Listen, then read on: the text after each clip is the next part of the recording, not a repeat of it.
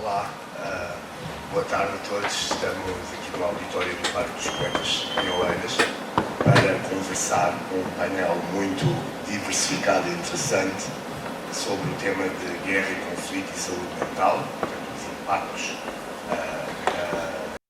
do conflito na saúde mental, numa época em que estes temas estão nos noticiários constantemente, em que afetam principalmente as pessoas que estão nas zonas de conflito, mas também, através desta avalanche mediática, que afetam também pessoas que estão distantes e que sofrem com as notícias que constantemente lhes chegam através da internet, da televisão ou dos jornais.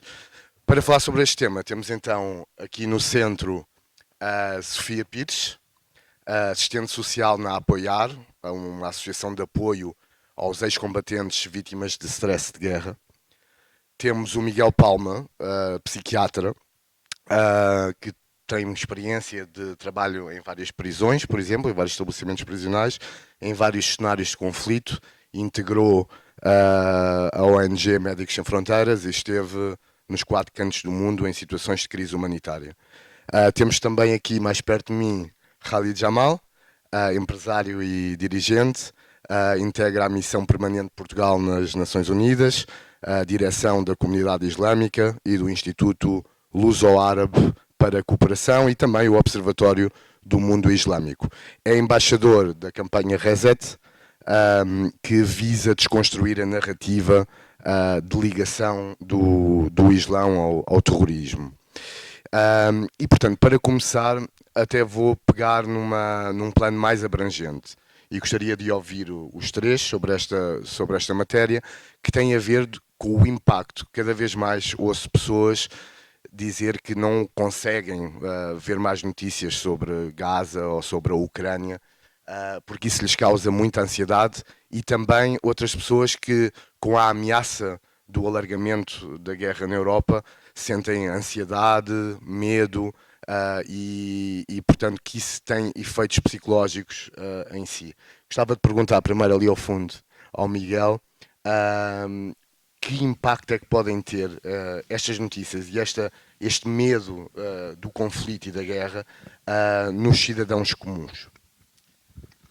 Bom, boa tarde a toda a gente, boa tarde aqui ao painel. A verdade é que essas reações de ansiedade, de alguma incerteza relativamente ao futuro, são normais face às notícias que nós vamos ouvindo. E, portanto, não há nada de problemático nesse tipo de reações. Obviamente, depois tem a ver com sensibilidades individuais, tem a ver com a história de cada um, o tipo de reação. O que é importante é que a pessoa perceba qual é o impacto que essas notícias estão a ter e poder regular a quantidade de informação e a qualidade de informação para dosear os níveis de ansiedade. A solução não pode passar por não ouvir notícias, não estar informado para não ter ansiedade.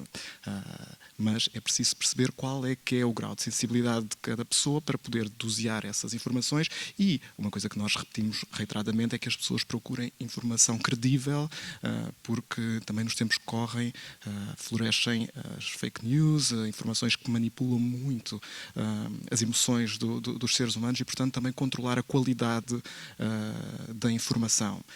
Mas é verdade que em situações de conflito, de catástrofe, os mídias têm aqui um papel muito importante, o papel de informar, mas também o papel de saber como informar.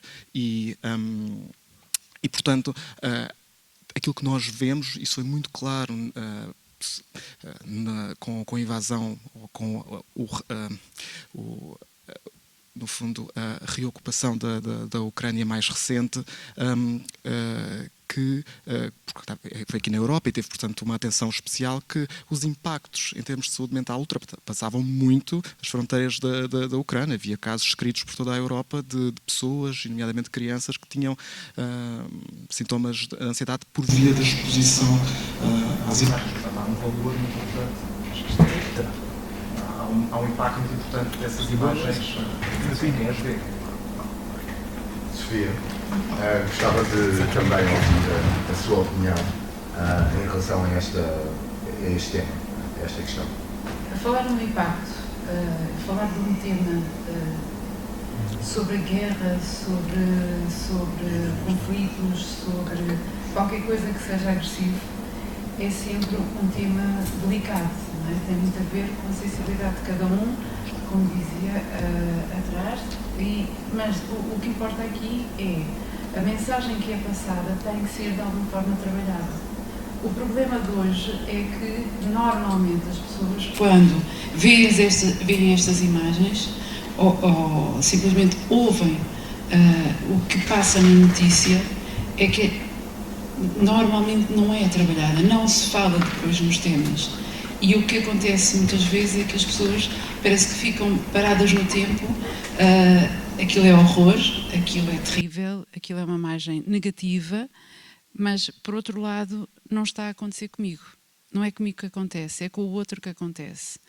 E normalmente, por exemplo, eu estou a falar agora da experiência e infelizmente eu estou a trabalhar com ex-combatentes que todos os dias veem estas notícias, ouvem estas notícias, e o que é que os preocupa? Preocupa porque é uma forma de sentir na pele qualquer coisa semelhante, mas também é a preocupação de eu hoje sou avô, eu hoje tenho netos, e eu não sei se isto também lhes poderá acontecer. Não no momento, mas eu penso que é extremamente importante a comunicação social, sim senhora, fazer passar as suas imagens, mas também é importante saber falar sobre essas imagens, falar sobre estes temas, para que as pessoas também compreendam, porque lá está, a comunicação social passa a palavra que queres, que pretende. Agora, é importante o outro lado, é importante também saber falar sobre estes temas, é importante saber também distinguir todos os contextos em que acontece, digamos, as guerras, porque agora estamos a falar não só em Gaza, estamos a falar na Ucrânia e noutras que não se fala, mas que elas existem. E isto é extremamente importante nos dias de hoje, sentados a uma mesa, sentados num jardim, num banco de um jardim, perdão, saber falar sobre os temas, saber também, ou melhor, poder dizer o impacto que estas imagens, que estes sons, porque têm sons, querem dizer a mim própria. Porque é extremamente importante também o saber pensar e saber distinguir. Eu não estou naquele contexto, poderia estar, mas não estou, não se coloca essa hipótese, mas eu estou a visualizar qualquer coisa que me emociona, que é sensível. E eu penso que hoje é necessário e obrigatório falar e também pensar. Khalid, gostava de ouvir também a sua opinião. Bom, no meu caso, eu devo dizer que eu vejo, para já, para ser totalmente honesto, como sempre, e vejo vários problemas aqui. Em primeiro lugar, eu gostava de devolver a pergunta ou a reflexão a quem nos diz que se incomoda com estas imagens, pela brutalidade que elas têm, pelo sangue que elas contêm, pela violência com que nos confrontam.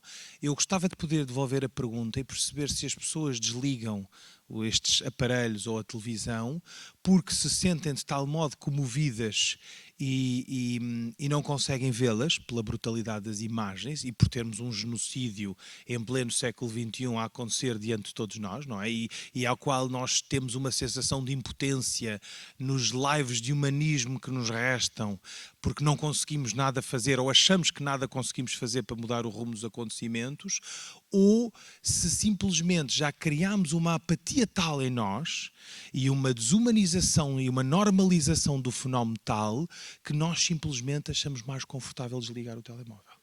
E, portanto, eu acho que é um pouco dos dois, ou seja, eu vejo vários síndromes societários, como observador que sou, mero observador, muito embora professe a religião islâmica e, portanto, sinta uma dor muito grande no quadro da fraternidade que os palestinianos sentem, por serem, naturalmente, meus irmãos de fé. E, portanto, eu sinto que, por um lado, há os dois extremos, não é? Temos aquelas pessoas que se comovem demasiado, que têm uma empatia, ainda bem, não é? em relação a estas pessoas que sofrem, às crianças, às mulheres, todos aqueles que são mais vulneráveis e que, perante a sensação de impotência e de falhanço coletivo, quase é mais cómodo apagar esta imagem da minha memória e do meu coletivo.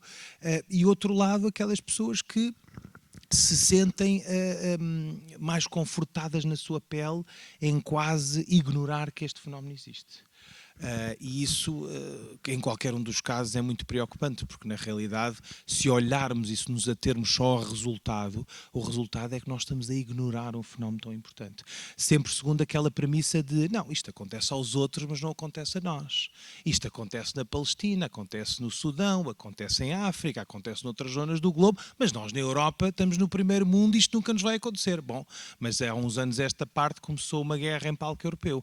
E, portanto, de repente, nós, europeus, herdeiros do primeiro mundo e de uma cultura de um país ou de um continente desenvolvido, de repente vimos eclodir uma guerra na Europa. E, portanto, aquela ideia de que isto só acontece aos outros, desenganem-se, meus caros. Pode-nos acontecer a nós e com uma rapidez muito maior do que aquela que nós, porventura, prevíramos. Por outro lado, e se calhar nesta primeira ronda, eu gostava de assinalar um aspecto que me parece particularmente importante, que é, ou melhor, dois. Por um lado, nós estamos numa era em que nós todos temos percepções erradas e enviesadas da realidade.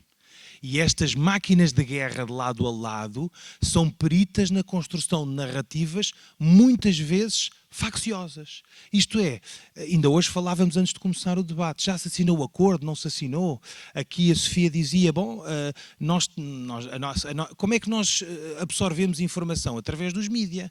Nada contra os mídia, tem um fim muito nobre. Agora, também temos que perceber que os mídias são lucrativos e que eles próprios às vezes deixam a deontologia na universidade ou na academia e os jornalistas também têm de pagar contas e acabam por sofrer pressões de grupos económicos que têm as suas agendas, não é?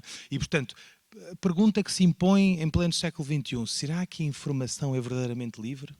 Não sei, tenho dúvidas. E o problema das percepções enviesadas, qual é?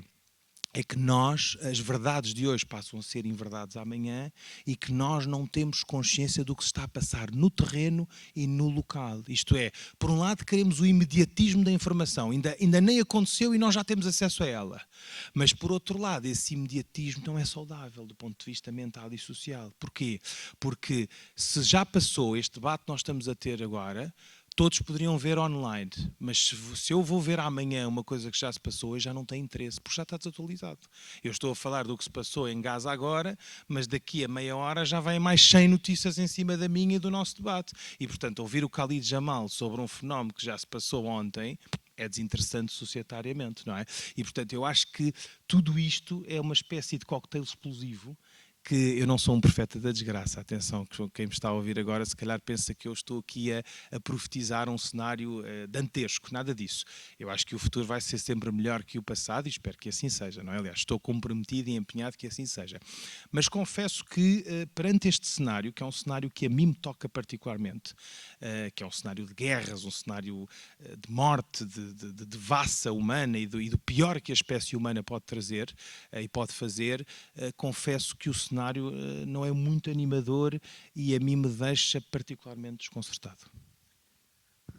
Uma guerra, um conflito, não faz só as vítimas diretas, aquelas que sofrem fisicamente com o conflito, mas também tem depois consequências a longo prazo na saúde mental e nos traumas que provocam. Só partilhando com vocês um exemplo, depois vai servir de mote para o que vamos falar a seguir. No caso da Alemanha, por exemplo, quando encontram uma bomba da Segunda Guerra Mundial, acionam alarmes e nesse momento a geração que viveu a guerra, há um número absurdo de septuagenários e octogenários que correm para os abrigos porque ao fim deste tempo todo, eles eram crianças quando a Segunda Guerra Mundial aconteceu e ainda lhes ativa esse trauma, essa ferida que têm. A minha pergunta agora mais direcionada vai para a Sofia, que trabalha diretamente com ex-combatentes. Os traumas acompanham as pessoas que sofrem com conflitos e com guerras ou que foram intervenientes durante muitos anos, não é? Para sempre. Ou seja, o lema é o que aconteceu comigo só acaba quando eu morrer. Este normalmente é o discurso que fazem. É o discurso que faz a pessoa que viveu o contexto, é a pessoa que diz porque sente, não é? Porque sente, porque é uma vivência que não dá para tirar o chip e colocar outro novo, e é a pessoa que, de uma forma ou de outra, não consegue falar ou não consegue dizer por palavras todo o historial que passou durante o tempo de guerra, até mesmo antes. E depois, o que é que acontece é que quem vive com esta pessoa também tem dificuldades, muitas vezes, em interpretar estes incómodos, não é? Esta história. Normalmente em casa não se fala. Fala-se quando, por exemplo, aos almoços das companhias ou dos batalhões, como eles dizem. E aí é local próprio para falar. Agora, que sim, que o trauma acompanha, sim, sempre. Há pouco falou na Alemanha, por exemplo, eu tenho o azar, não sei porquê, mas no meu local de trabalho costumo deixar cair livros. Basta só deixar cair um livro, basta aquele impacto no chão, muitas vezes eu vejo assim uma cadeira a saltar. Isto quer dizer que eu vou ter que me dirigir à pessoa e pedir imensa desculpa, foi um livro. Eu tento sempre ter o cuidado de explicar o que é que acontece. Só que às vezes em casa isso não pode... Normalmente não acontece, ou seja, basta um barulho, uma música do tempo naquela altura já vai vivenciar momentos em que não esteve. Por exemplo, o Natal, muitos referem-me que gostavam de se deitar no dia 20 e acordar no dia 2 do próximo ano, porque são vivências muito marcadas. E depois, sim, há sons, há vivências, há visualizações em que reportam ao passado. Em alguns casos, muitos deles dizem, eu acho que tive um feedback. Ou seja, não é só estar a visualizar a televisão, também na rua, sim, e eles conseguem de uma forma... Ou seja, às vezes nesses momentos em que acontece esses episódios, eles até conseguem retratar um momento, um espaço naquele tempo. Conseguem retratar, conseguem até descrever aonde estavam e como é que aconteceu. Mas não é com toda a gente que o fazem. E porquê? Em alguns casos, por exemplo, há o chamado código de honra. Quem lá passou, viu, visualizou e ficou. Esqueceu entre eles. Quando regressaram, só falam entre... Ou seja, parece que há um espaço onde ninguém ouve, só eles é que se ouvem, e depois há uma forma muito engraçada de me dizerem que são palavras, você não consegue interpretar aquilo que nós estamos a dizer e não consegue perceber aquilo que nós queremos dizer. E então há códigos. Eu, por exemplo, uma vez li um aerograma que dizia: o sol aqui arde muito. E ainda hoje, a mesma pessoa diz: hoje o sol está a arder bastante, algures por aí. Ou seja, eu sei o que é que isto quer dizer. Eu sei bem o que é que quer dizer, mas levou o meu tempo a tentar compreender. Por isso, sim, o trauma, neste caso estamos a falar de ex-militares, persegue, vive, em alguns casos, como eles me dizem, respira, não é? E só passa quando um dia fecharem os olhos. Miguel, enquanto psiquiatra, consegue explicar os mecanismos de um trauma de guerra baseado na sua experiência no terreno? O que é que acontece mentalmente quando se assiste ou quando se vivem situações limite como estas? Então, eu se calhar vou à questão anterior para a completar, com base naquilo que o Khalid e a Sofia disseram, e depois sigo por aí. Aquilo que o Khalid vê é aquilo que nós vemos, no sentido de que há esta resposta face a imagens que podem ter este potencialmente traumático de uma hiperempatia e uma hiperidentificação ou uma resposta de retirada. E isto é perfeitamente normal e compreensível à luz da psicologia. Isto é, qualquer coisa que nos causa um dano moral, que nos afeta naquilo que é mais profundo nos nossos valores, pode causar esse tipo de resposta de hiperidentificação, e a gente tem uma dificuldade em separar o que é que a nossa vida daquilo que estamos a observar, ou então esta resposta de afastamento, que também é uma forma de proteção. Aqui, e a Sofia disse uma coisa que eu acho que é muito importante, é que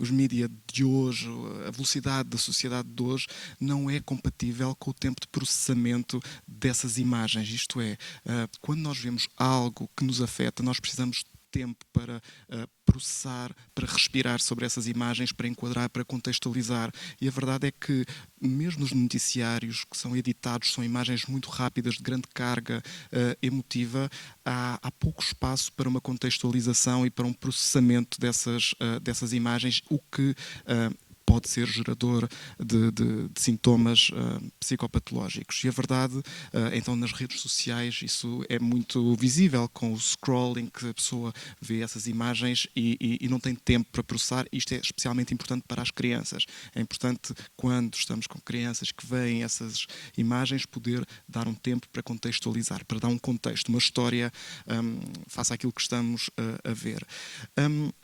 No terreno, aquilo que é o nosso papel em crise de emergência é, portanto, nós sobretudo nos Médicos Sem Fronteiras, uma organização médica com este pendor de urgência, que tem, como mais-valia a capacidade de resposta na emergência. Uma das prioridades é, na verdade, atuar e proteger a pessoa de desenvolver psicopatologia, de desenvolver sofrimento psicológico após o trauma. Portanto, ao fim de algum tempo, depois já podemos falar em doenças psiquiátricas estabelecidas, mas naquele contexto de emergência, aquilo que nós temos de fazer é precisamente ativar os fatores protetores para que a pessoa não desenvolva sintomas incapacitantes no decorrer do trauma. E o trauma não é nada mais do que isso, um acontecimento no domínio do raro, do imprevisível, muitas vezes com vivência de morte iminente, uma coisa extremamente intensa, com uma carga emocional muito intensa, que impede o processamento do acontecimento. E aqui a ligação com aquilo que eu estava a dizer relativamente às notícias. O trauma é precisamente algo que, por via da sua característica extraordinária, impede que a pessoa consiga fazer uma narrativa coerente sobre aquele episódio e quando o trauma causa doença psiquiátrica, o que acontece é que essas memórias fragmentadas daquele acontecimento voltam à consciência sempre que há gatilhos, como nessa situação na Alemanha. E, portanto, aquilo que nós tentamos é que a pessoa consiga criar uma narrativa coerente desse episódio, que tem muito a ver também com estabelecimento de alguma previsibilidade no que vem, na vida que vem a seguir, porque muitas vezes o trauma acontece num contexto onde há uma disrupção do tecido social e muitas vezes a pessoa pode ter de suprir necessidades essenciais que antes estavam perfeitamente estabelecidas, e de repente a pessoa tem de procurar comida, tem de procurar água. O importante é ativar mecanismos que façam com que a vida seja previsível e as necessidades básicas estejam supridas para que a pessoa possa processar esse trauma. Khalid, nos últimos, diria, 2 décadas, o mundo árabe tem sido palco de várias guerras e conflitos. Além disso, tem havido vagas de imigração, muitas vezes com percursos muito duros. Falou há bocado da solidariedade com os seus irmãos de fé. E eu pergunto-lhe, sentindo o pulso neste momento ao mundo muçulmano, há uma parte da sociedade que o Khalid sente que está traumatizada com todos estes acontecimentos que tiveram palco na Síria, no Iraque, na Líbia, na Somália. Sente isso? Bom, se eu pudesse estar no lugar destas pessoas que, se calhar, felizmente não estou, ou seja, não tenho sobre mim todos estes traumas e esta carga emocional de que eles sofreram, se eu me pudesse pôr na pele destes imigrantes, destes refugiados, destas pessoas que tiveram e ainda estão, se calhar, em condições de grande vulnerabilidade e fragilidade, eu diria que sim, que embora quero acreditar que as pessoas não estão 24 horas por dia a pensar nisto, que existe uma espécie de nuvem invisível que paira sobre as suas vidas. Porquê? Porque, para já, por um lado, o trauma ainda persiste. Eu não estou a falar no sentido patológico da coisa, porque há aqui pessoas mais habilitadas do que eu. Estou a falar no sentido de senso comum. Eu sinto que é muito difícil que as pessoas superem estes traumas. Aliás, nós quando recebemos migrantes, refugiados, sobretudo os refugiados, como sabem, existem duas fases. Por um lado, a fase do chamado acolhimento. O que é o acolhimento? É tentar repor a dignidade outrora perdida. Não é? E, em segundo lugar, portanto, e como é que se repõe essa dignidade?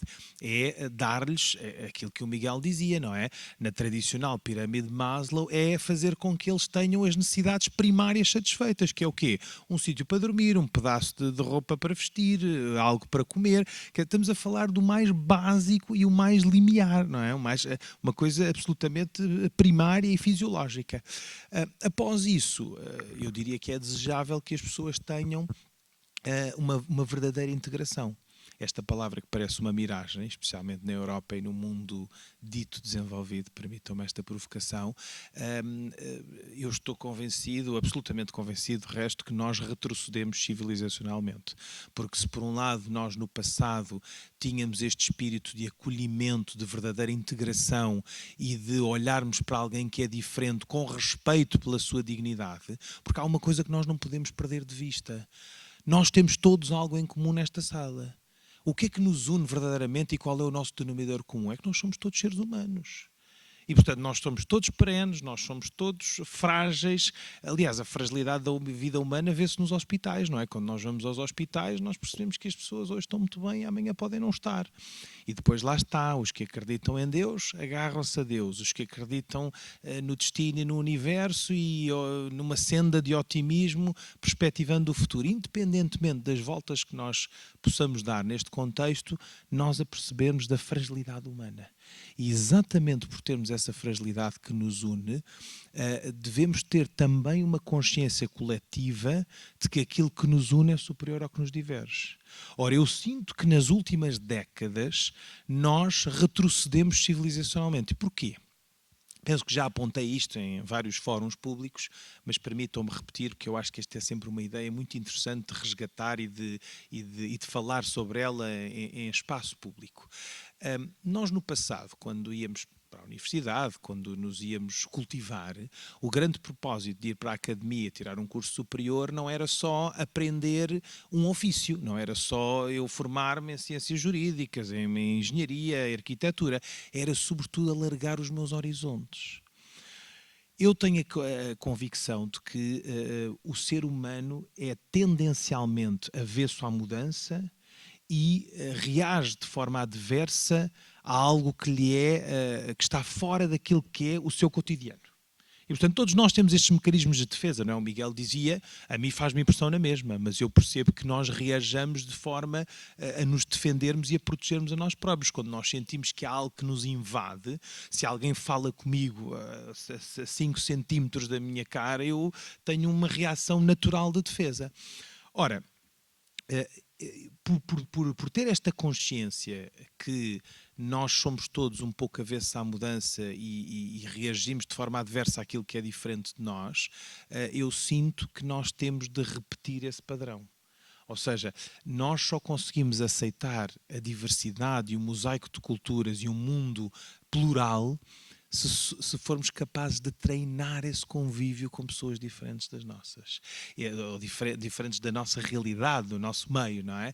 E eu sinto que estas máquinas, lá está, e a cultura das redes sociais e do scroll, tem um conjunto de efeitos adversos que na realidade nos tornam mais conflituantes. E que efeitos são esses? Por um lado, a adrenalina, não é? Quer dizer, eu estava aqui há pouco a ouvir, mas entrou-me aqui uma mensagem inadvertidamente, não desliga isto, e lá estou eu a pensar no trabalho enquanto estou a dar uma palestra ou a ver uma coisa que é muito importante.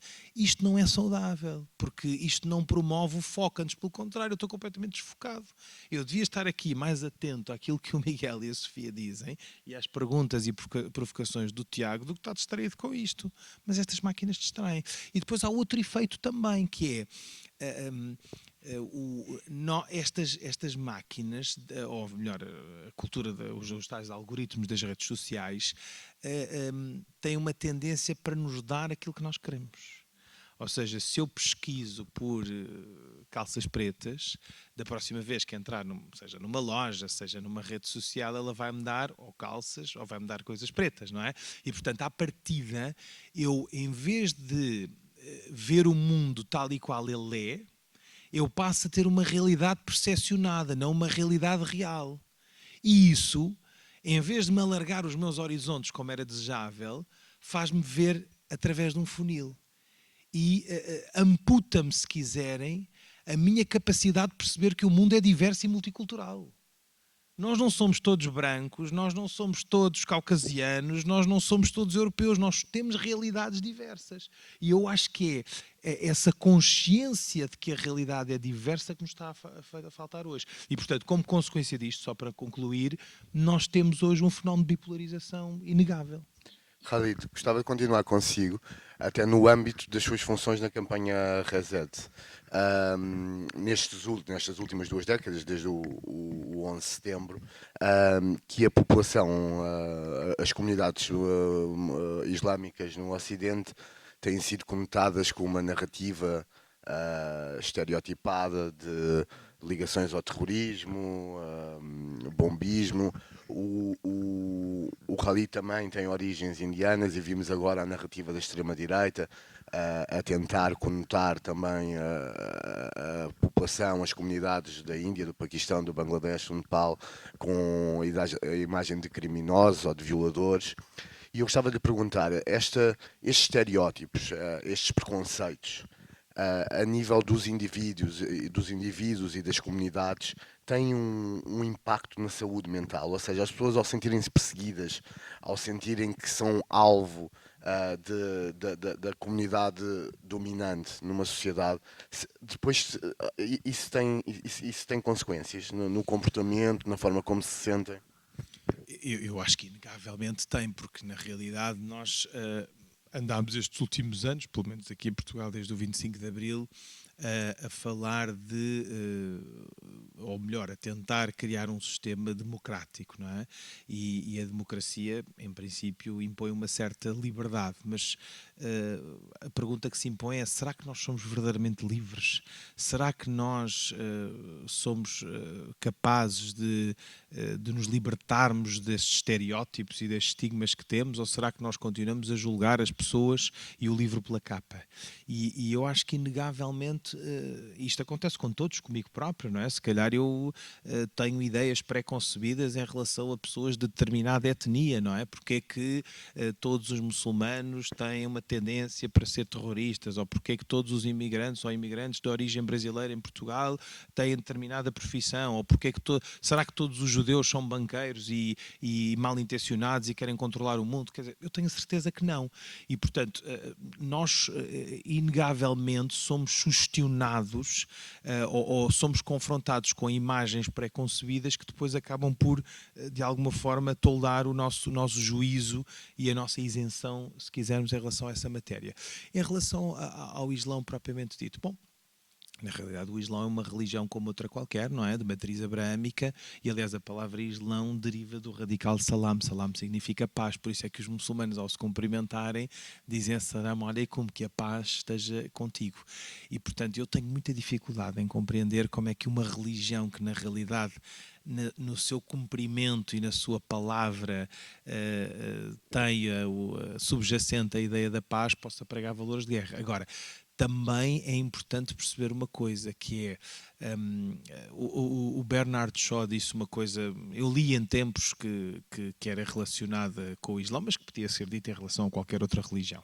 Aliás, nem sei se em bom rigor estou a fazer uma citação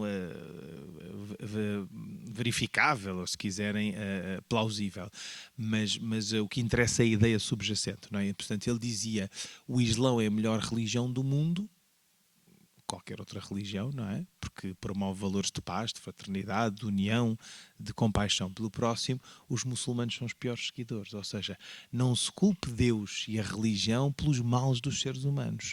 Os seres humanos são falíveis e estão inegavelmente condicionados a cometer erros.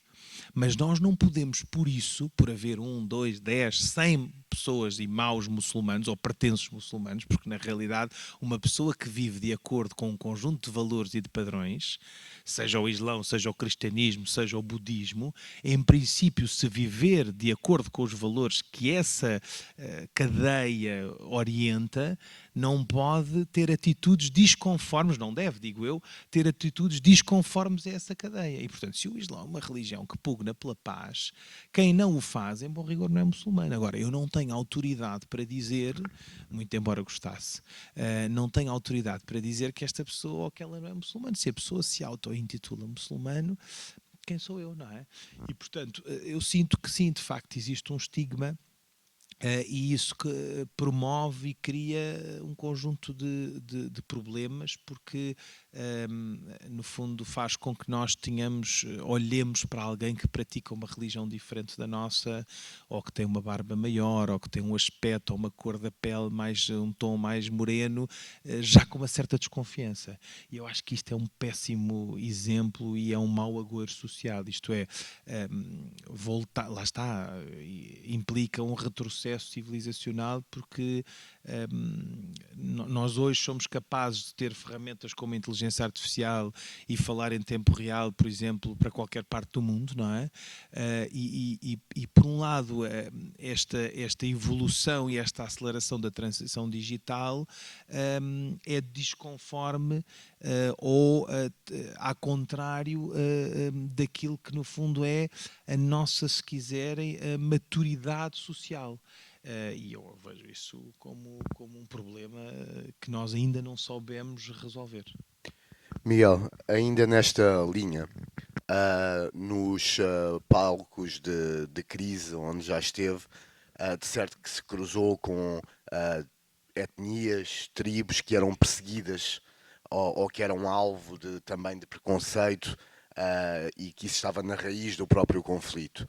E eu pergunto-lhe, enquanto psiquiatra, também estes mecanismos de uma comunidade que é alvo desta opressão, desta perseguição, como é que isto se manifesta e de que forma é que, a nível de saúde mental, se podem dar ferramentas para tentar contrariar um espírito e uma sensação que certamente não é positiva.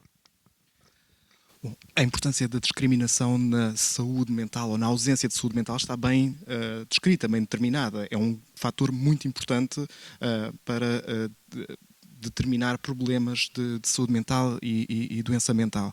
A verdade é que a discriminação muitas vezes é um produto de várias causas de discriminação, aquela noção da interseccionalidade da discriminação. Muitas vezes aquilo que nós vemos é grupos acumularem vários estigmas causados pela sociedade, e isso ser equivaler de facto a um risco de maior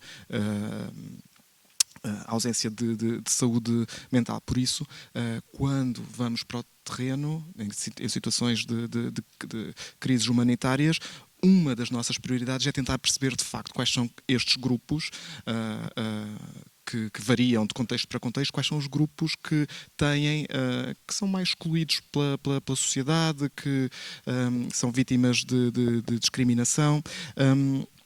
E depois o que acontece é que o próprio desenvolvimento de sintomas psicológicos e doença mental é também uma razão, uma causa de estigma. E, portanto, há aqui esta carga alostática de discriminação que a doença mental vai ainda se vai acrescentar. E, portanto, este é um dos focos, um dos nossos focos, é tentar perceber quais são estes grupos, e muitas vezes estes grupos estão excluídos dos cuidados de saúde, dos cuidados estatais. Aquilo que nós tentamos fazer é, por um lado, dar o apoio psicológico para nestas expressões de sofrimento, mas também tentar integrar, tentar estabelecer serviços que possam servir de uma forma culturalmente adequada a estes grupos minoritários. Acrescentar também que, e isto nós vemos no nosso dia-a-dia, situações de crise, situações de adversidade intensificam a discriminação, porque as pessoas tendem a agregar-se em clãs, tendem a aproximar-se daquilo que subjetivamente consideram que é o seu grupo, e ser hostis para aqueles que não se incluem neste clã. E, portanto, estas situações de adversidade também intensificam a discriminação. Muito bem, Sofia. Quando as guerras terminam, constroem-se novas narrativas. Muitas vezes, durante a guerra, há uma narrativa prevalente, como por exemplo numa ditadura, toda a sociedade é chamada para apoiar os esforços de guerra, e de repente, consoante o resultado desse conflito, muitas vezes a narrativa inverte e aqueles que eram considerados os heróis da nação passam a ser os maus da fita. Isto basta pensar o que é que aconteceria hoje se a Rússia acabasse por perder a guerra na Ucrânia e todos os russos que têm apoiado o presidente Vladimir Putin se apercebessem que todas estas mortes, toda esta destruição tinha sido em vão. Bem, o mesmo aconteceu, ou uma situação bastante parecida aconteceu em Portugal em 1974, e a Sofia lida com essa situação diariamente. E eu pergunto-lhe, estas pessoas que foram os vencidos da guerra e que passaram exatamente como tinha referido, de heróis para vilões dos conflitos e da narrativa, como é que isto depois os afeta? Também até hoje é algo que lhes custa, que os marca? Sem dúvida alguma. Não podemos esquecer que muitos, quando regressaram, tinham a conotação, tinham a palavra, não é? Assassinos, não é? Não eram pessoas que foram fazer bem. Para além de lhes terem dito, vocês vão defender a vossa pátria, ninguém lhes explicou para onde é que eles iam, o que é que ia acontecer.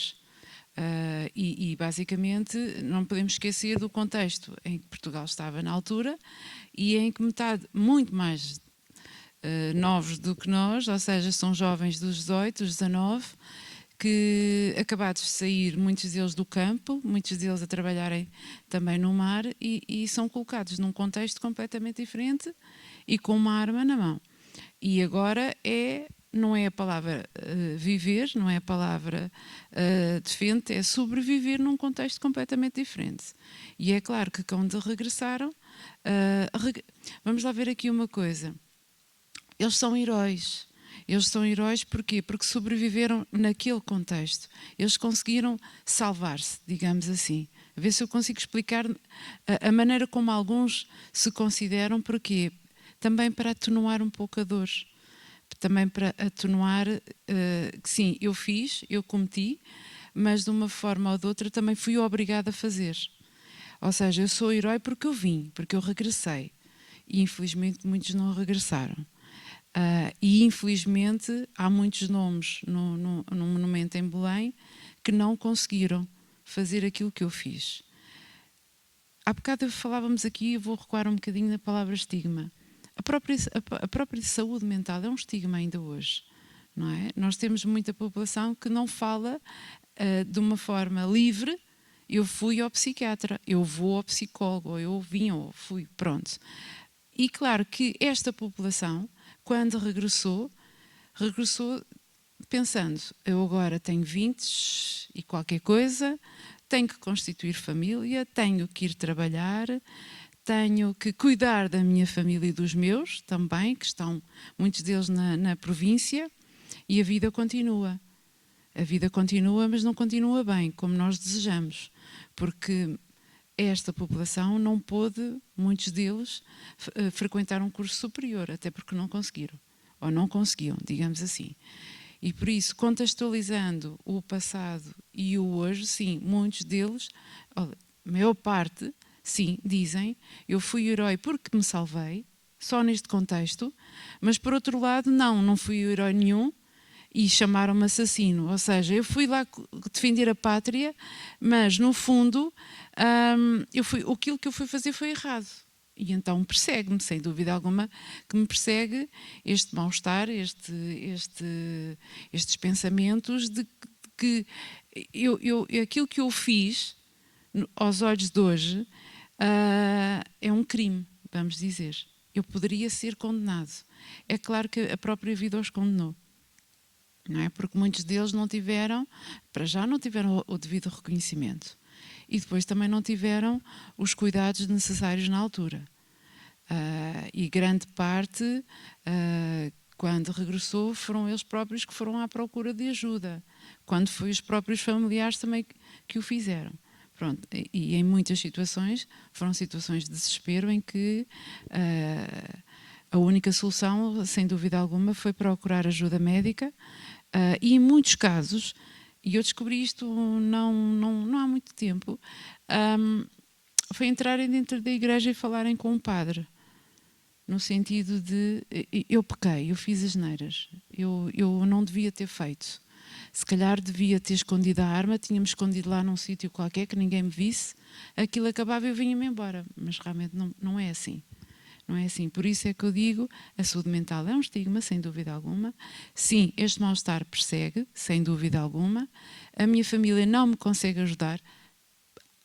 Alguma ajuda, pelo menos é o suporte, é o centro ainda da minha vivência e sem dúvida alguma que nós estamos a falar de uma população que ainda não desapareceu na totalidade, mas que deixou marcas, e deixou marcas na descendência.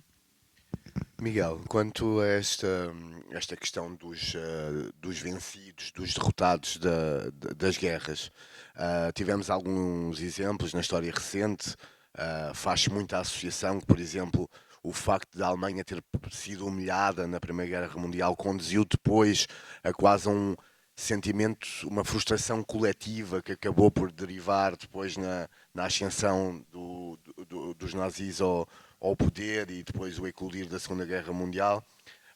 Temos também, embora seja motivo de maior discussão, a questão de Israel, de ter passado de vítima do Holocausto agora causador de um genocídio em Gaza ou de crimes de guerra muito grandes em Gaza.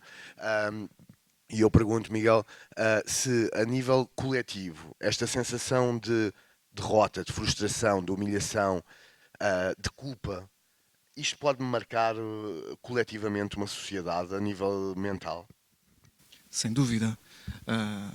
Sem dúvida, porque bom, é um sentimento que vai definir a autoimagem de cada um, a identidade da pessoa e, portanto, ao ser causadora de mal-estar, provavelmente vai exigir que a pessoa alivie esse mal-estar. Eu volto sempre como psiquiatra ao indivíduo, mas acredito que seja um fenómeno que se replica e que depois que se repete a nível societal, que é, quer dizer, é inerente ao ser humano procurar uma identidade que esteja de acordo com os seus valores. É essencial ao ser humano. Se há esse sentimento de derrota, de ser vencido, de ter estado no lado errado da história, de culpa, e esse autoconceito vai ser gerador de sofrimento. O sofrimento vai fazer com que o indivíduo procure formas de aliviar esse sofrimento. E essas formas podem ser ou mais adaptativas ou menos adaptativas. O papel de uma sociedade, de um Estado, de um serviço de saúde, é orientar o ser humano para as respostas adaptativas que permitam uma reconstrução da identidade própria, uma forma saudável. Mas muitas vezes, na ausência dessa resposta, na ausência de outras pressões, as pessoas acabam por ir para respostas menos adaptativas e, muitas vezes, aquilo que acaba por acontecer é que a vítima se possa tornar um agressor. E se gera aqui o ciclo de violência. Bom, estou a passar do exemplo individual, que é aquele que eu domino mais, para fenómenos coletivos, mas faz-me algum sentido que isto possa operar-se desta maneira. Khalid, várias nações do Norte da África, do Médio Oriente, conseguiram a independência nos últimos 50, 60, 70 anos, mas obviamente foram colonizadas também durante muito tempo. E eu gostaria de falar dessa questão da psique pós-colonialista, da identidade dos indivíduos e destes países em relação àqueles que foram os seus dominadores durante muito tempo. Eu estava de lhe perguntar, Khalid, se acha que isso deixa marcas e se ainda hoje isso se sente, e qual é que é a posição dos cidadãos destes países em relação ao Ocidente que os colonizou? Muito bem, eu só queria fazer aqui um ponto em relação àquilo que os meus colegas de painel disseram, em relação à guerra, aos conflitos por um lado, mas em relação à guerra per si, que é... muitos dizem que a guerra... Eu sou um pacifista e, portanto, naturalmente suspeito nessa matéria, mas muitos dizem que a guerra é indesejável, mas muitas vezes necessária. Eu não sei em que contexto ela é necessária, para mim nunca é, porque na realidade eu acho que nós, como seres humanos, devemos encontrar sempre formas de consenso, ou pelo menos não digo de consenso, mas de convergência, porque o consenso absoluto não é impossível, mas é demasiado lírico ou cor-de-rosa para ser realizável, não é? Nós não conseguimos concordar em tudo, mas a partir do momento em que isso deixa de ser um problema, a partir do momento em que eu tenho consciência que consigo trilhar um caminho comum, ciente das divergências que eu tenho com o meu parceiro, com o meu amigo, com o meu sócio, em sociedade, nós não precisamos de ir para o extremo da guerra. E, portanto, para mim, essa ideia de que a guerra, embora indesejável, seja necessária, não faz sentido. Por outro lado, eu gostava também de falar um bocadinho daquilo que o Miguel já falou, que é este sentimento de culpa, não é? Quer dizer, quando nós somos forçados muitas vezes pelos nossos governos, não é? Imaginem agora, felizmente já não temos serviço militar obrigatório em Portugal, mas no passado, e se entrássemos numa qualquer guerra, talvez muitos de nós fossem intimados a ir para a guerra, não é? Sob o ideal do servir a pátria, sob o ideal da nação. E, portanto, o que acontece muitas vezes é que a narrativa e o egoísmo de quem nos dirige, dos nossos políticos, nos forçam a tomar posições e a defender no superior interesse da nação e do coletivo, prejudicando-nos a nós próprios.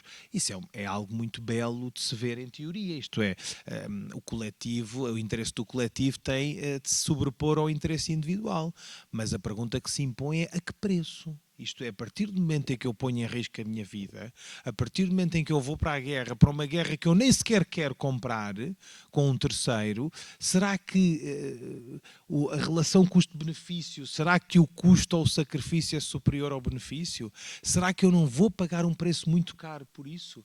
E, portanto, eu gostava de deixar aqui esta reflexão. Aliás, é muito curioso quando nós olhamos, por exemplo, para um país como os Estados Unidos, que é muito curioso, se calhar, por maus exemplos, não é? Nós olhamos, por exemplo, para os veteranos de guerra, não é? Eles, quando regressam, são apupados, verdadeiramente apupados, como se fossem heróis, não é? Desde homenagens a todos os benefícios que é comum nos ex-combatentes, e eu acho que muitas das vezes eles entram em conflito interno, porque se por um lado são reconhecidos como heróis, eles não se veem, não há uma autoperceção de serem heróis. Porquê? Porque cometeram muitos erros. Porque não há uma métrica para medir o que é justo e o que é certo em tempo de guerra. Por mais que haja leis, Israel está nesta senda genocida e completamente desproporcional e manifestamente excessiva, porque a sociedade, as Nações Unidas, os instrumentos internacionais, a lei internacional, não foi capaz de pôr termo ou de impor limites à guerra. Mesmo que esta guerra seja desejável na visão deles para debelar o alegado terrorismo, tudo tem de ter limites. E, portanto, aqui o perigo mora e o ponto fundamental é os limites humanos, os limites individuais e coletivos. Bom, ainda à sua questão, eu estou convencido que... eu agora perdi-me na questão, se me puder recordar. A minha questão prendia-se com com a questão do colonialismo. colonialismo. Sim, já me recordo. Bom, o colonialismo, visto num conceito abstrato, é algo bárbaro, não é? Em princípio, porque implica o quê? Implica sempre a subjugação de um povo, de uma nação, de uma circunscrição territorial a um poder, independentemente de qual seja o poder. E, portanto, em teoria, e acho que a história comprova isso, não é? Os excessos que se fizeram nessa matéria, em princípio, é sempre algo errado e sobre o qual impende um juízo de censura. Ou seja, acho que é difícil, embora muitos hoje tenham essa tentação, não sei como é que nós também conseguimos defender isso hoje, muitos hoje defendem que se calhar isso ainda é uma via possível. Eu acho que há um trauma gigante e enormes resquícios daquilo que foi a memória, não só coletiva, mas individual, de fenómenos como o colonialismo, em particular nos países do Norte da África. Vou-me ater, por exemplo, um exemplo que eu conheço bem, que é o exemplo da Argélia. Ora bem, a França, como sabem, em relação a Marrocos e à Tunísia, considerou os protetorados franceses, isto é, eram jurisdições que tinham o protetorado dos franceses.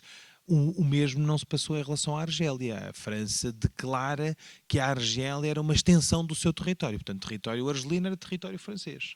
Qual foi a consequência disto? Uma guerra bárbara e fratricida entre franceses e argelinos, depois de quase 100 anos de governação francesa em solo argelino. Há um museu na Argélia muito interessante que retrata bem isso na capital e que dá conta, por exemplo, de algumas das investidas ou de algumas punições e castigos severos que os franceses, por exemplo, submetiam os argelinos. Por exemplo, um dos exemplos que eu agora me recordo que se retrata lá é que, por exemplo, se punha um escorpião em cima de um soldado. Para aqueles que são mais sensíveis, perdoar-me-ão, não é este exemplo, mas punha-se um escorpião em cima de um soldado, da pele de um soldado, e depois punha-se um copo. Portanto, o copo fazia com que o escorpião não conseguisse sair dali. E depois aplicava-se calor no topo do copo para que o escorpião, de alguma forma sofrido por esse calor, fosse forçado a picar ou a morder a pessoa em questão. E, portanto, isto é um exemplo que ilustra bem, lá está, a dificuldade de impor limites. Isto é, por mais que houvesse uma vontade, uma tentativa de dominação, uma coisa é eu reclamar-me dono de determinado espaço, nós somos muito territoriais, não é, como seres humanos, por mais que eu me reclamasse dono daquele terreno, daquele território, eu não preciso de ir além e de infligir sofrimento em alguém. Porquê? Porque naquele momento eu até me posso libertar e achar que o outro é que está a sofrer e eu não, portanto estou a ter uma postura egoísta. Tarde ou cedo, eu acredito que todos nós temos consciência. E tarde ou cedo aquilo vai infligir sofrimento à pessoa que infligiu sofrimento em terceiros, não é? Por outro lado, outra nota que eu gostava de deixar é em relação à criação de narrativas. Eu acho que estes países, inegavelmente, e não é fácil, quer dizer, é muito fácil em teoria, para mim que nasci e cresci em Portugal, achar que, por exemplo, Angola, Moçambique, o Brasil, a Guiné, já deviam ter virado a página em relação aos traumas e aos resquícios que têm, por exemplo, em relação à colonização portuguesa, que apesar de tudo não foi das piores, não é? Agora, lá está, o que é pior ou menos bom nesse contexto, não é? Às vezes consola-nos a nós portugueses a ideia de que, houve um fenómeno de miscigenação diferente no colonialismo português em relação aos outros e se calhar nós não somos tão maus como os outros. Mas aqui não há forma de quantificar o que é bom e menos bom. Mas o que eu queria essencialmente dizer é que, à parte as mágoas que existem de parte a parte, e por exemplo os brasileiros dizerem muitas vezes que os portugueses roubaram o ouro do Brasil, quer dizer, volta e meia vem essa acusação e essa culpabilização de todo um povo, não é? Para mim, que nasci, que cresci em Portugal, já depois do 25 de Abril, muito depois do 25 de Abril, também me desconforta que me atribuam uma culpa que, em bom rigor, eu não sinto, não é? Não sinto como sendo minha, sinto como sendo do país onde eu nasci. Mas o que eu queria essencialmente dizer é que eu acho que ainda não se virou a página nesse contexto. Sinto, por exemplo, em relação aos argelinos, como disse, e também sinto que a classe política soube instrumentalizar esses sentimentos em função de outras agendas. E vou concretizar. Há enormes divisões no seio de determinadas nações africanas. E como não há um denominador comum, não é? Por exemplo, o desígnio dos portugueses, muitos dizem, é o Cristiano Ronaldo, não é? Permitam uma brincadeira. O desígnio dos países africanos, muitas vezes, ou da Argélia, é um inimigo comum, que é a França, mesmo 62 anos após da sua guerra de libertação, ou a fantasia de um inimigo comum. E, portanto, é conveniente para os políticos instrumentalizar a ideia de criação de um inimigo comum como forma de unir o povo. Porque, para mim, há algo que é muito claro. Não há nada que una mais as pessoas do que a criação de um inimigo comum. E por isso é que nós sentimos, por exemplo, em relação à Arábia Saudita e Israel, que estão, se calhar, em polos opostos, são nações diferentes, vizinhas ou próximas, é certo, mas um de maioria islâmica e o berço do Islão, outra única nação, o Estado judaico. Mas o que é que os une, por exemplo? O inimigo comum aos proxies do Irão ou do Iémen, alguns dirão. E, portanto, é engraçado como é que isto também nos leva a refletir sobre a natureza humana e sobre a geopolítica, não é? Num conceito mais alargado. Como é que pessoas que estão em polos diferentes, quando de repente descobrem um inimigo comum ou algo em comum, rapidamente passam a ser aliados. Portanto, eu acho que nestes contextos é preciso sempre temperar estas coisas com uma dose de bom senso, não é? Como é que alguém que de repente é meu inimigo passa a ser o meu melhor amigo, ou ao contrário, não é? Eu acho que é sábio que nós saibamos, por um lado, olhar para a história e para os exemplos históricos, porque a minha mãe, desculpem a invocação, é historiadora e diz que em história nada se perde, tudo se recria e renova, e portanto eu acho que é muito sábio nós olharmos para os exemplos da história, porque ela repete-se, é cíclica, e por outro lado também sermos capazes de colocar uma dose de bom senso e de alguma razoabilidade em todas estas questões. Miguel, nas experiências que teve,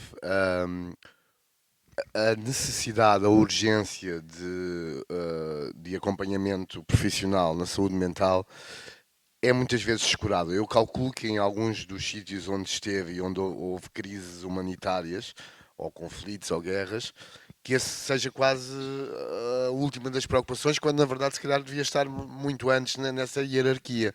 E que até em algumas comunidades seja quase concorrente de algum tipo de medicina tradicional que vá também nesse sentido. E gostava que me falasse sobre isso, sobre essa questão.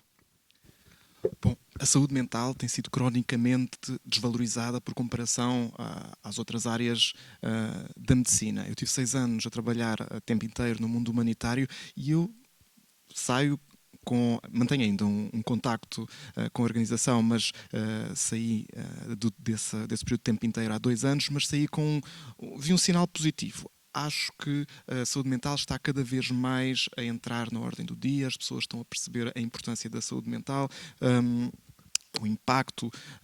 Acho que a pandemia teve aqui também um papel muito grande no reconhecimento da importância da saúde mental, não só o impacto individual, mas também o impacto da sociedade, na sociedade e no funcionamento da sociedade.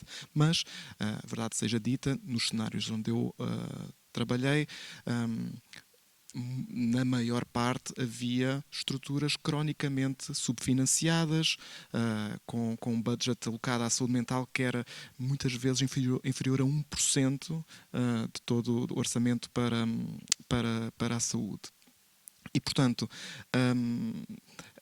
esta é uma realidade que muitas vezes nós utilizamos, isto é um dizer no mundo humanitário, que às vezes as crises são uma oportunidade para a mudança e, portanto, uma oportunidade de reconstruir de uma forma mais à luz daquilo que é a evidência e daquilo que deve ser a distribuição ideal dos recursos. Quanto à saúde, aos tratamentos tradicionais, à medicina tradicional, varia imenso de contexto para contexto, mas sim, é uma realidade presente e que, na verdade, o nosso papel era sempre trabalhar em articulação com essa realidade. A verdade é que os curandeiros, os xamãs, os líderes religiosos têm um conhecimento sobre a cultura e sobre os idiomas de sofrimento apresentado por aquela cultura que nós não podemos desvalorizar. E as pessoas recorrem a essas figuras por alguma razão, porque muitas vezes, de facto, encontram o alívio para o sofrimento que procuram. Bom, também é verdade que muitas vezes, sobretudo quando são doenças mais graves, não é suficiente e muitas vezes pode-se incorrer em violações dos direitos humanos dessas pessoas. Portanto, o nosso papel foi sempre trabalhar em articulação. Nunca... E é possível? Consegue-se conjugar? É possível. É possível, no fundo, assim, a minha abordagem era dizer que a nossa equipa, no fundo, tentava ser a sede do expertise mais psicológico, mais biomédico, mas há situações que são de cariz espiritual que nós não dominamos e que, portanto, não é a nossa área, mas que poderíamos trabalhar em articulação. Obviamente que nunca toleraríamos situações de violações dos direitos humanos e muitas vezes havia um trabalho de persuasão para se encaminhar de uma forma atempada coisas que claramente eram do domínio da psiquiatria. Mas lembro-me de projetos onde havia vias de referenciação bastante oleadas e que permitia, de alguma forma, nós não podemos entrar em contradição com aquilo que é a cultura daquela comunidade. E era possível, não isento de alguns atritos, mas era bastante possível. Sofia, eu crescia com aquela ideia que muitas vezes se via alguém com algum problema de saúde mental na rua e dizia-se, olha, aquele coitadinho, esteve lá no ultramar e está maluquinho.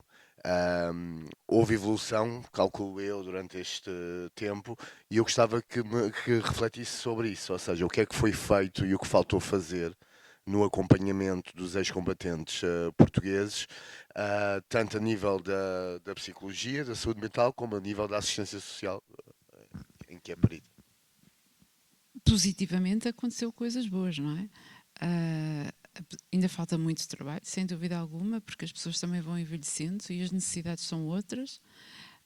Mas sim, aliás, nós podemos referir em relação à minha comunidade, à minha população-alvo, o próprio Ministério da Defesa, em 2000, debruçou-se bastante neste assunto e criou aquilo que nós chamamos a Rede Nacional de Apoio.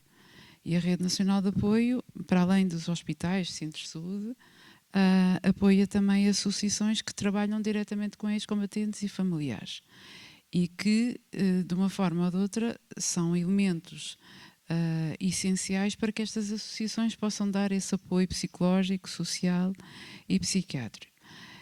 Isto, sem dúvida alguma, que é um projeto pioneiro que tem tido bastante respostas positivas, porque infelizmente o SNS não tem essa capacidade, digamos, para dar tantas respostas, tantas consultas, tantos pedidos de ajuda, mas é claro, falta o outro lado. E cada vez mais nós temos uma população envelhecida a necessitar de outro tipo de respostas. Já não estamos a falar só de psiquiatria, estamos a falar de neurologia também. Já estamos a falar de outras matérias, vamos dizer assim, por simpatia, que vão não só dar apoio ao ex-combatente, ou seja, ao ex-militar, bem como às famílias. E essas respostas, por exemplo, fazem parte da segurança social, em que cada vez mais necessitamos de lares, centros de dia, centros de atividades ocupacionais, para que estas pessoas também não se sintam um elemento a mais na comunidade, mas faço parte desta comunidade.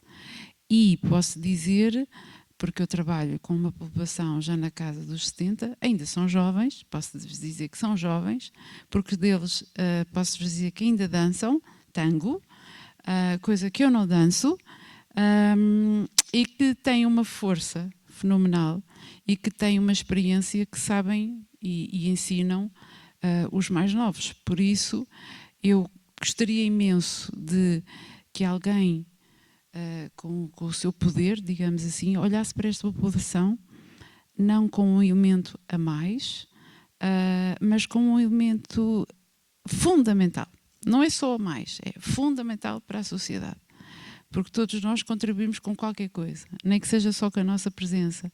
E quando nós falamos a nossa presença, não podemos esquecer que estes homens e depois também as mulheres e depois também os filhos contribuem para nós todos. E eu acho e considero que seria fundamental ainda abraçá-los, ainda promover e desenvolver projetos que dessem mais viabilidade. Ou seja, eu sei que nós estamos a falar de uma população vulnerável, eu sei que nós estamos a falar de uma população que já não dá tanto o seu contributo como desejaria, mas de uma parte eles são fundamentais às nossas vidas, não é? Nós estamos a falar de pessoas que são avós, estamos a falar de pessoas que muitos deles cuidaram de nós e hoje somos o que somos muito à custa deles. Também alguns foram nossos professores, quem sabe alguns médicos, neste caso, e por aí adiante, mas sim, ainda falta um pouco, ainda falta fazer mais alguma coisa e, sobretudo, também nós, família, falta também saber cuidar muitas vezes deles. Khalid, faz parte de diversas instituições, sendo que nas instituições a que preside ou que integra, existe uma preocupação com a questão da saúde mental ou continua a ser muito desvalorizada e preterida? Eu, para ser politicamente correto, devia dizer o contrário, mas vou falar, como disse, com verdade. Eu acho que existe uma enorme urgência da saúde mental em espaço público, seja nas instituições, seja individualmente, independentemente dos contextos e das múltiplas dimensões. E vou mais longe, acho que nós temos de ter, ou de criar uma consciência coletiva, se quiserem, para termos coragem para falar sobre a saúde mental. O que é que eu quero dizer com isto? Eu acho que eu posso dar este exemplo. Eu acho que muitas vezes existe um silêncio ensurdecedor sobre esta matéria. Podia usar aquela metáfora do elefante na sala, não é? Quer dizer, toda a gente sabe que o elefante está lá, toda a gente vê o elefante, mas ninguém quer reconhecer a existência dele. E eu sinto verdadeiramente que é isto que se passa. E porquê? Porque isto de facto é incómodo, não é? Vou dar um exemplo. A dinâmica familiar de uma doença, de uma paciente, uma doente, uma pessoa que tenha, é uma pessoa, não é? Não é só uma doente, uma pessoa que tenha uma doença degenerativa. As pessoas perdem o filtro social. As pessoas familiarmente, se vê uma pessoa um bocadinho acima do peso, ligeiramente acima do peso, como eu, dizem, olha, está ali um gordo. Isto é algo que incomoda socialmente, não é? As pessoas perdem esse filtro social e nós temos uma tendência para pôr isto para debaixo do tapete. Para arrumar, para compartimentar esta questão ou para quase fingir que ela não existe. E isso é um problema, não é? Porque todos nós sabemos qual é que é a consequência de ignorar um problema ou de fingir que ele não existe. Eu ontem ou antes de ontem, numa conversa, não digo de preparação, mas de reflexão em conjunta com o Tiago, dizia que no passado havia aquele estigma de que as mulheres do sexo feminino, portanto, que tinham problemas de natureza psiquiátrica, eram as da classe mais alta ou de classes sociais mais elevadas. Porquê? Porque no fundo tinham muito tempo livre, os maridos estavam muito ocupados, não é? Ou na nobreza, vá lá, e então acabavam por de criar macaquinhos, não é? Quer dizer, isto era a ideia que nós tínhamos. Ora, isto hoje é uma coisa, uma ideia completamente ultrapassada, não é? Portanto, eu sinto que é preciso quebrar esse silêncio, sinto que a saúde mental, sobretudo nas comunidades religiosas e migrantes, tem um conjunto de estigmas, se calhar é uma primeira fase que depois merece ser trabalhada, tem um conjunto de mitos que nós também temos de ajudar a desconstruir. E eu não sou a pessoa adequada, mas reconheço o fenómeno, consigo tentar descortinar as causas, mas queria encontrar fórmulas para resolver ou para tentar minorar este problema. Por outro lado, sinto que o papel da fé é sobretudo ser um papel de apoio e não de obstáculo. Ou seja, as comunidades, sejam elas religiosas ou outras, muitas das vezes, em vez de ser uma fonte de suporte, acabam por ser um obstáculo. E acabam por ostracizar, ajuizar todos aqueles que eventualmente nessa condição de fragilidade dão o primeiro passo, que é ir à procura de ajuda, não é? Se alguém que vai à procura de ajuda não é bem recebido, antes pelo contrário é ostracizado, nunca mais se calhar volta a abrir a boca. Nunca mais volta a procurar ajuda. E isso é certamente um problema para mim.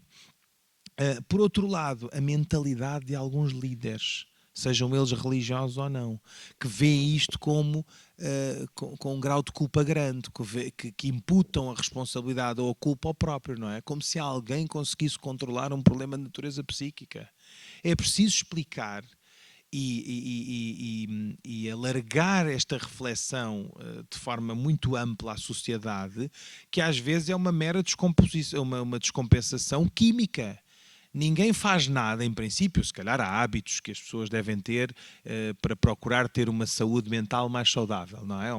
Permitam-me este pleonasmo, mas ninguém controla verdadeiramente esta questão, não é? E, portanto, eu gostava que se criasse uma consciência coletiva de que as pessoas não têm controlo na sua saúde mental. Acho que isso é muito importante, porque se assim não for, às vezes há quase uma cultura de castigo, não é?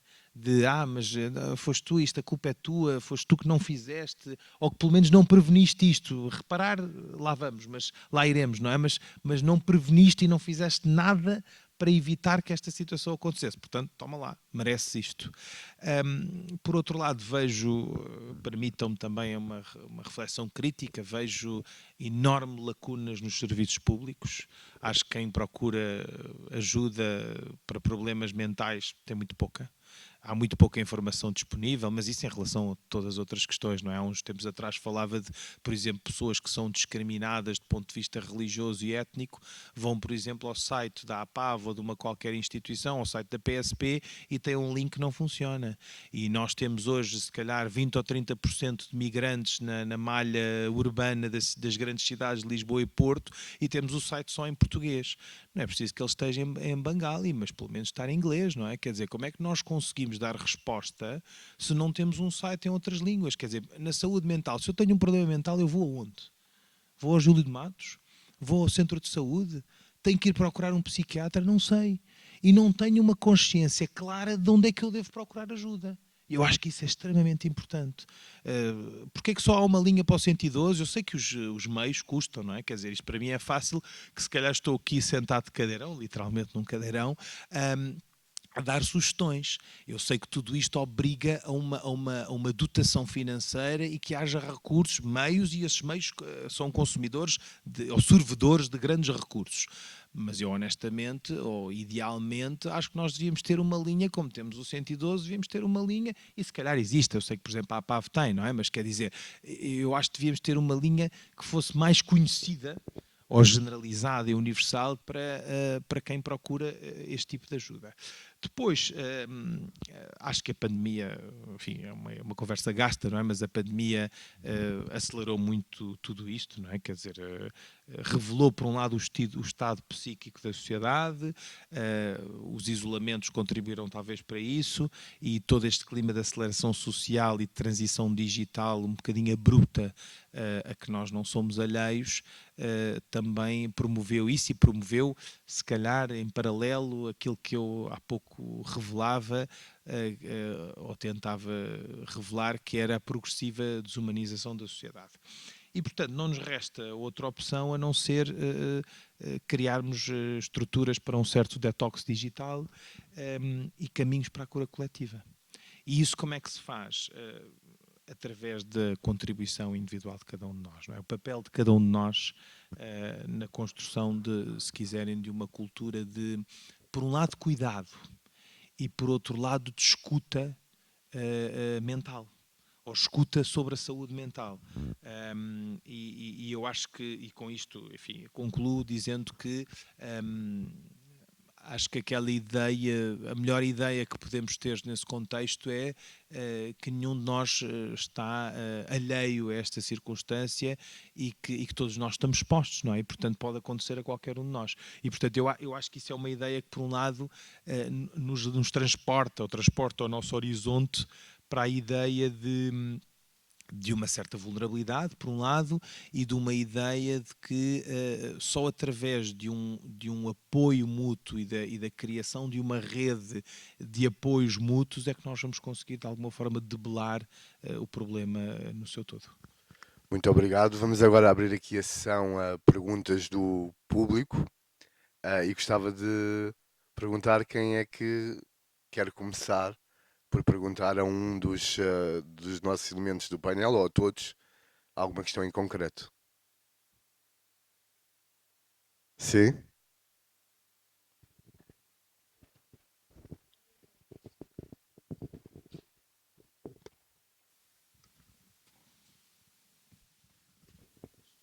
Ok. Obrigada. Primeiro de tudo, obrigada a qualquer um de vós, porque excelentes contributos. Eu senti foi que, talvez porque onde eu estou a dar apoio, estou numa associação cujo foco é a comunidade idosa. E é onde eu sinto mais dificuldade a perceber, onde nós damos apoio, apoio que é corporizado na companhia, em determinada semana vamos ter com as pessoas, é de proximidade. Mas tentamos ter alguns conhecimentos para saber quando é que se passa quando é que se começa a ter os sinais de que aquela pessoa está a ir dentro daquele caminho, não é? Temos muito poucos conhecimentos, não só no sentido lato, mas pergunto-lhe o seguinte, como é que está o estado geral e mental dos nossos idosos? Porque também focou aqui, a nível da informação, que é algo que a mim me faz muita confusão e também não sei como é que é de atuar, que é chegar à casa das pessoas e ver que estão focados ali dentro daquilo, tudo que se passa nas televisões. Apetece-me chegar e desligar, mas tem que se dar aqueles passos, porque é o mundo que as pessoas vivem, e penso muita vez como é que se pode intervir para que as pessoas desliguem daquilo que foi aqui focado deste panorama. Porque disse também aqui algo muito interessante, que é até que ponto acho que aquelas pessoas deixam de viver na realidade. Estão quase como uma redoma em que é eles e o televisor. E eu sinto, pelo menos o esquisito, que não saem e que estão neste foco, que estão perdidos. São pessoas que estão fisicamente, mas que já não conseguem sequer pensar. São os outros que estão dentro da caixinha que pensam por eles.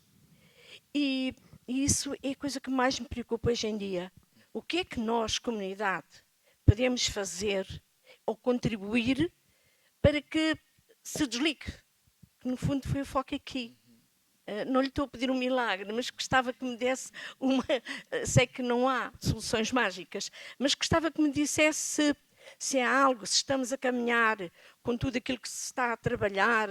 Há várias associações que trabalham o processo mental e eu tenho estado a tentar assistir. Vejo que há feito um trabalho, até com gente muito jovem, mas, por outro lado, na realidade onde eu vivo, onde eu vou, eu sinto que aquilo que se está a fazer não está a ser aplicado nas próprias habitações, nos próprios em si. Então, vou tentar... Não. Agradeço a questão. Vou responder não sendo um especialista em gerontopsiquiatria, mas mais com base da minha experiência atual, trabalhando no Sistema Nacional de Saúde e vendo na consulta de psiquiatria geral pessoas de idade avançada. Falou aí em várias questões, umas que nós não conseguimos modificar e outras que eu acho que o novo plano de saúde mental está a tentar alterar. Uma que nós não conseguimos modificar é um preço a pagar da iliteracia da comunidade, da sociedade portuguesa, que ainda remonta aos tempos da ditadura, em que as pessoas, sobretudo na idade avançada, têm poucos mecanismos para lidar com a solidão, com o isolamento, e de facto essa falta de literacia, essa falta de educação faz com que as pessoas cheguem a esta idade e tenham poucos mecanismos para ocupar o tempo, porque é disso que estamos a falar. Uma pessoa com a idade avançada tem muito tempo livre e é preciso ocupá-lo para se entreter e, portanto, a televisão acaba por ser o escape que têm. E eu acho que isso acontece muito especialmente em Portugal, quando nós vamos, por exemplo, fazer estágios em outros países europeus, vemos que há um grau de literacia que é diferente e que as pessoas idosas têm mais ferramentas para poder lidar com o tempo que têm de uma forma mais saudável. Os outros fatores são modificáveis e eu acho que se está a fazer um trabalho progressivo, mas eficaz, de capacitar as associações para poderem terem o conhecimento não só para identificar situações de risco, para referenciação, e também intervenções que sejam adequadas, intervenções ocupacionais, intervenções de estimulação cognitiva. Acho que é um trabalho lento, mas que se tem de se fazer, que está a começar a ser feito. Isto é verdade para a população idosa, como também é verdade para as camadas mais jovens, para diferentes subgrupos da sociedade. Mas acho que isso que falou, da dificuldade que tem em saber identificar, em saber quando referenciar, é de facto um aspecto que nós temos de trabalhar: a literacia em saúde, a capacitação das pessoas, dos técnicos que estão perto dos nossos idosos. Neste momento, aquilo que ainda temos, o sistema funciona muito centrado no médico de família. E acho que tem de ser assim. O médico de família é a figura de saúde que deve fazer essa avaliação e perceber quando referenciar face a sinais de sofrimento psicológico que possam denunciar a existência de patologias que mereçam uma avaliação mais cuidada. Mas neste momento, há de facto, eu quando tenho pessoas idosas na consulta vejo que há uma escassez de recursos na comunidade, de soluções ocupacionais e de outra ordem. Há de facto essa escassez de resposta, mas pronto, é um caminho que se vai ter de fazer. Temos aqui disponibilidade para mais 2 perguntas. Não se atropelem, mas aproveitem a oportunidade. Quem é que gostaria de colocar a próxima questão? Sim, se não houver mais voluntários. Interessante, e daí uma hipótese de resposta. Mas há outra precisão, que é o vegetariano. E perguntado, assim, específico, sendo esta temática tão complexa, lá no está a trabalhar, tem a edição do voluntariado, aplicam essa comunidade de voluntariados que tem quase na educação das suas. Sim. Isto porquê? Porque nós somos todos profissionais, não é? Psicologia, psiquiatria, clínica geral e serviço social e apoio jurídico também, ou seja, uma jurista. Mas não sabemos tudo. Não sabemos tudo, de maneira nenhuma. E então, o que é que nós aproveitamos daquilo que os outros sabem? Por exemplo, trabalhos manuais. Nós temos algumas expert, que aquilo é uma luta, nem quero saber. Expert, por exemplo, culinária. Nós temos excelentes cozinheiras, digamos assim, em que elas próprias muitas vezes até trocam receitas. Eu tento provar tudo, vou-lhe ser sincera, e realmente é fantástico. Ou seja, o que nós fazemos é, quem faz voluntariado oferece aquilo que dá. Não é obrigado a oferecer mais nada, mas simplesmente aquilo que. E, conforme as nossas necessidades também, nós tentamos procurar, através até mesmo dos nossos utentes, porque muitos deles dizem, eu gostaria de fazer. Então, se gostaria, vai fazer. Pronto. E nós aproveitamos todas estas capacidades, digamos assim, toda esta disponibilidade também, para fazer aqui, vamos dizer assim, um grupo de autoajuda que nós temos. Mas estas pessoas que estão de fora, nós já tivemos, por exemplo, jovens a dar aulas, por exemplo, a ensinar a escrever, a ensinar a ler, foi bastante gratificante, porque as pessoas chegavam os papéis em casa, o que é isto? Eu não faço a mínima ideia, e então saber ler, pouco, mas saber ler e saber fazer a assinatura é fantástico. Eu peço desculpa, mas eu tenho que tocar aqui no assunto. Quando vai fazer essa visita a essa pessoa já a conhece, já faz parte do elo da amizade. Na associação, normalmente os pedidos vão até nós formalizados ou para a assistência social na área académica ou nunca usamos, por exemplo, um vizinho ou um amigo de alguém no local que está a passar e dá-nos o pedido até nós. E depois há formalizar, que é junto, tanto das assistentes, já temos o perfil, já temos o caminho preparado, não é? Mas mesmo esse caminho, depois é com proximidade, confiança que temos que estabelecer com a pessoa e vamos junto tentar entender as carências que as pessoas têm e, por sua vez, tentar arranjar e ajustar um voluntário que se consiga encontrar, criar uma empatia com essa pessoa, mas é de proximidade. Não sei se estão aqui. Aquilo que é obrigatório fazer é desconstruir. Ou seja, quando conhece a pessoa, quando conhece o espaço, é desconstruir tudo. E às vezes a pessoa está focada numa televisão porque aquela pessoa está a falar comigo e eu já não me estou a sentir sozinha. Mas se tentar de uma forma, ou pedir licença, pôr um bocadinho de música, vai desconstruir tudo. E amanhã, se houver a hipótese de fazer, por exemplo, um acordo com uma escola, possa ir a um aluno que saiba tocar e toca uma música. Vai desconstruir tudo. O saber, ou seja, o fazer voluntariado, além de nós darmos aquilo que nós sabemos, é também aprender a desconstruir tudo para nós depois podermos aplicar aquilo que nós sabemos. Por exemplo, para além do meu trabalho, eu trabalho com a igreja, com a paróquia, perto, e há uma vez por mês que nós fazemos um almoço. E o que é que nós fazemos? O obrigatório é todas as pessoas que estão em casa sozinhas, mas que têm mobilidade, têm que vir. E se não vêm, eu vou lá chatear à porta. E o dedo fica na campainha e dali não sai. Até a pessoa, não me interessa se ela venha de pijama, se venha de chinelo, já não me interessa. Mas vem e vai almoçar. E vai ouvir as palavras dos outros e vai conviver e às vezes até cantam. E dançam também, pronto. Isso é...